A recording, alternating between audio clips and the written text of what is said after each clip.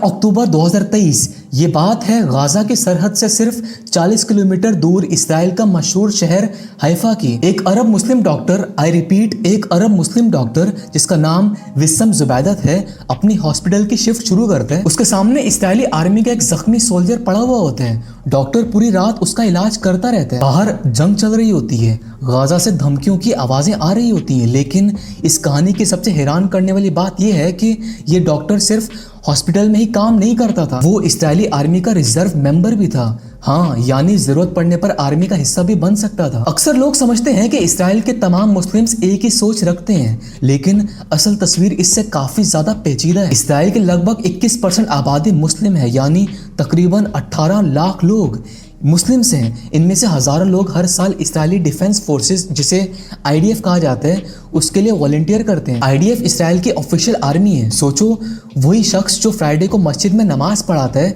पढ़ता है, मंडे को इसराइली बॉर्डर की हिफाजत भी वही कर रहा होता है। 2023 की जंग के बाद आईडीएफ के रिकॉर्ड्स के मुताबिक द्रूज और अरब वॉलंटियर्स की रिक्रूटमेंट में लगभग 40% का इजाफा देखा गया। द्रूज जो है ना, वो मैं आपके आगे बताने वाला। द्रूज क्या भला है। दुनिया के बहुत से लोग इस कम्युनिटी को एक ही नजरिए से देखते हैं, जैसे सब लोग एक ही साइड पर हों, लेकिन ग्राउंड रियलिटी बहुत अलग है। देखो, 1948 से लेकर आज तक अरब मुस्लिम जजेस इसराइली सुप्रीम कोर्ट में काम कर चुके हैं। अरब मुस्लिम पॉलिटिशियंस इसराइली पार्लियामेंट, जिसे नेसेट कहा जाता है, उसमें कानून बनाने के अमल का हिस्सा रहे हैं। मतलब वो इसराइल के कानून बनाने का काम उनको दिया गया था मुस्लिम्स को। और तो और कुछ अरब सिटीजन्स ने Israeli security agency Shin Bet के साथ भी काम किया था। यानी तस्वीर उतनी सीधी नहीं जितनी दूर से नजर आती है दूसरे लोगों को, दूसरे मुस्लिम्स को, आउट ऑफ द कंट्री को। आप यकीन मानो, ये इस कहानी का सबसे दिलचस्प हिस्सा नहीं है। असल कहानी तो अब शुरू होती है। इस वीडियो में हम 3 सवालों के जवाब जो हैं वो खरोच कर तलाश करने वाले हैं। सबसे पहले हम ये देखेंगे कि 1948 में जब इसराइल बना तो कुछ अरब कम्युनिटीज ने दूसरे अरब ग्रुप से अलग फैसला क्यों किया। खास तौर पर द्रूज कम्युनिटी ने।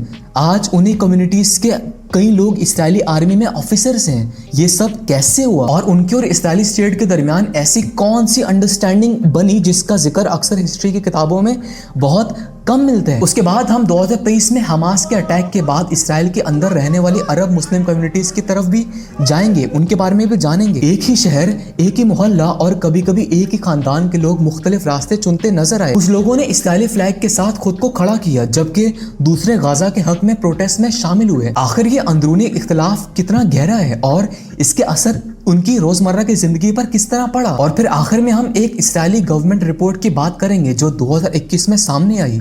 बहुत शॉकिंग है ये। इस रिपोर्ट में अरब सिटीजन्स की लॉयल्टी को एक स्ट्रेटेजिक एसेट, यानी मुल्क के लिए एक अहम ताकत कहा गया था। लेकिन साथ ही ये भी इशारा दिया गया कि ये भरोसा एक खास हद तक ही कायम रह सकता है। सवाल ये है, वो हद क्या है? और क्या 2023 के बाद इसराइल के अंदर वो लाइन पहले से ज्यादा धुंधली हो चुकी है? और तो और इन सब के बीच एक ऐसा सवाल भी खड़ा होता है जिसका आसान जवाब शायद किसी के पास नहीं है। अगर एक इंसान एक ही वक्त में मुस्लिम भी हो, इसराइली सिटीजन भी हो और गाजा में रहने वाले फलस्तीनियों के लिए दर्द भी महसूस करता हो, तो आखिर उसकी पहचान किस तरफ खड़ी होती है? दुनिया के बहुत से लोग समझते हैं कि इसराइल के अंदर रहने वाले तमाम अरब मुस्लिम्स एक ही तरह सोचते हैं, लेकिन 1948 में एक कम्युनिटी ने बिल्कुल अलग रास्ता चुना। इस कम्युनिटी का नाम है द्रूज।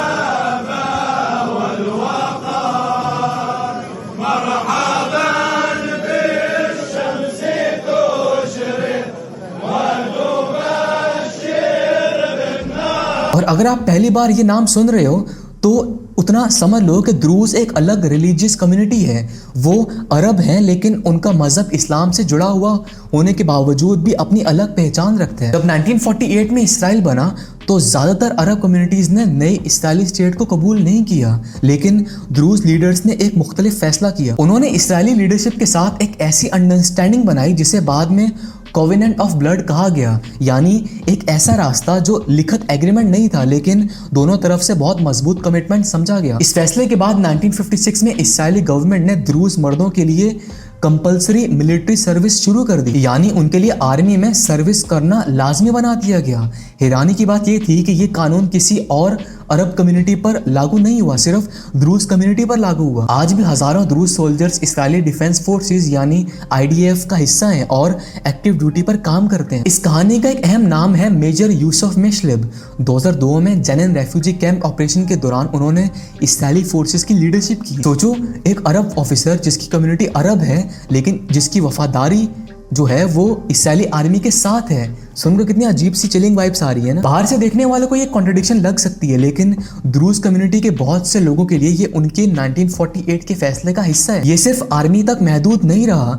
2021 में जॉर्ज कारा नाम के एक द्रूज जज ने इस्राइली सुप्रीम कोर्ट में एक ऐसा केस का फैसला दिया जो फलस्तीनी प्रॉपर्टी राइट्स से जुड़ा हुआ था। सुप्रीम कोर्ट यानी इस्राइल की सबसे बड़ी अदालत, उनका फैसला इस्राइली स्टेट के हक में गया। यहाँ पर हैरानी की बात यह है कि वो खुद अरब बैकग्राउंड से थे और जिस जमीन का केस था उससे भी वो बखूबी वाकिफ थे, लेकिन उनके लिए ये सिर्फ एथनिसिटी का नहीं बल्कि स्टेट के कानून का मामला था। इसीलिए बहुत से एक्सपर्ट्स कहते हैं कि द्रूज कम्युनिटी की कहानी को सिर्फ रिलीजन या एथनिसिटी से समझना मुश्किल है। इसमें हिस्ट्री भी है, सिक्योरिटी भी है और सर्वाइवल का एक लंबा हिसाब भी।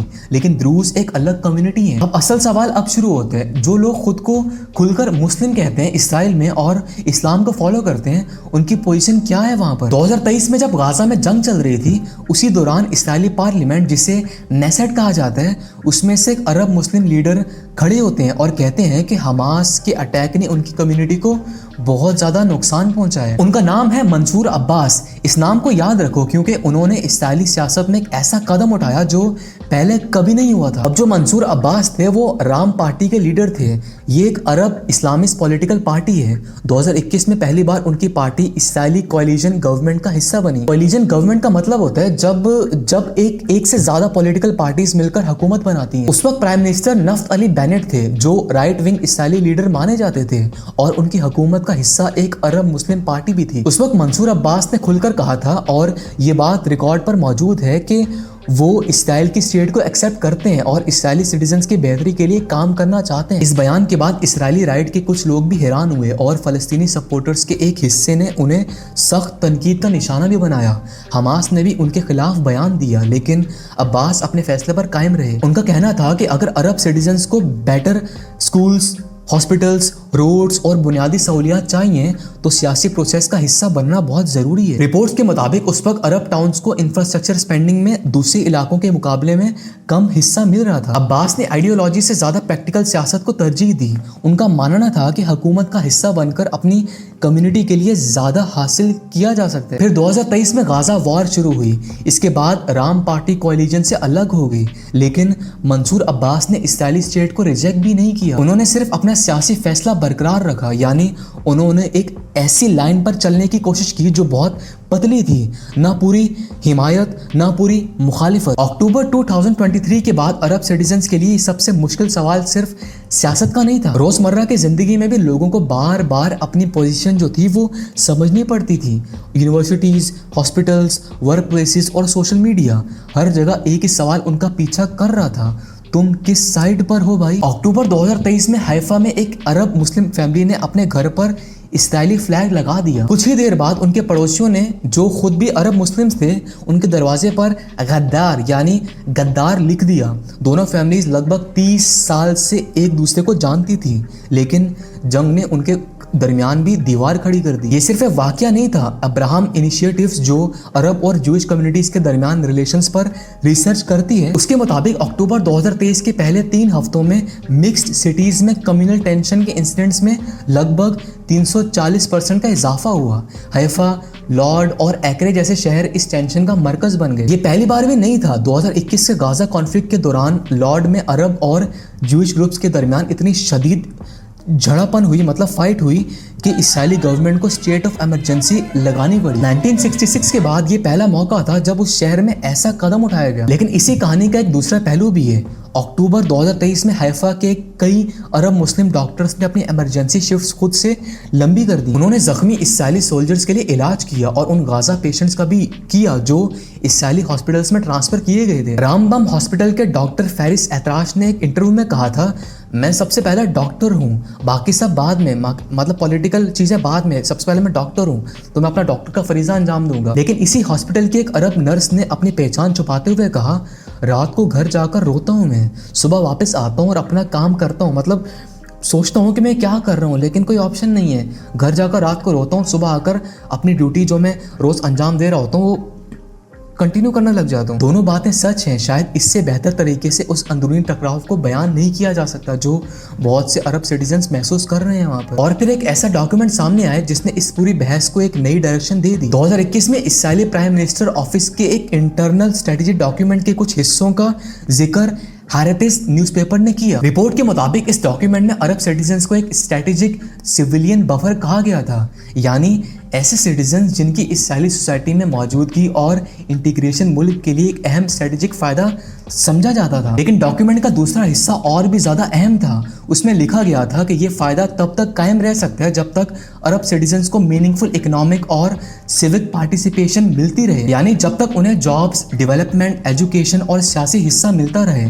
اس سے یہ احساس ہوتا ہے کہ حکومت بھی اس ریلیشن شپ کو صرف آئیڈینٹی نہیں بلکہ ٹرسٹ اور پالیسیز سے جڑا ہوا مانتی تھی. پھر 2023 کی جنگ کے بعد کئی ہیومن رائٹس آرگنائزیشنز نے رپورٹس پبلش کی. عدالہ جو اسرائیل میں عرب مائنورٹی کے لیگل رائٹس پر کام کرتی ہے، اس نے کہا کہ جنگ کے بعد کچھ عرب امپلائیز کو کمپنیز سے نکالا گیا، کچھ عرب ٹاؤنز کی فنڈنگ روک دی گئی اور سوشل میڈیا پوسٹ کی وجہ سے کئی عرب سٹیزنز کو اریسٹ یا کوشننگ کا سامنا کرنا پڑا.